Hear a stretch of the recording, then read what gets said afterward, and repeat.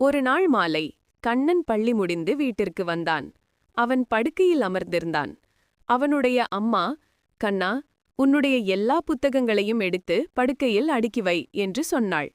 கண்ணன் உற்சாகமாக, "சரிம்மா" என்று சொல்லி தன்னுடைய எல்லா புத்தகங்களையும் ஒவ்வொன்றாக படுக்கையில் அடுக்கி வைத்தான். அவன் அடுக்கி முடித்ததும், "பார்த்தாயா அம்மா, எவ்வளவு புத்தகங்கள் இருக்கின்றன என்று ஆனந்தமாக கத்தினான். அவனுடைய அம்மா சிரித்துக்கொண்டே, "ஆமாம் கண்ணா, நீ தினமும் இவற்றை படிக்க வேண்டும்" என்று சொன்னாள். கண்ணன் புத்தகங்களை பார்த்தான். அவனுக்கு பிடித்தமான படக்கதைகள், வண்ணமயமான ஓவியங்கள் கொண்ட புத்தகங்கள், எழுத்துகள் நிறைந்த புத்தகங்கள் என அனைத்தும் அங்கே இருந்தன. அவன் ஒரு புத்தகத்தை எடுத்து புரட்டினான்.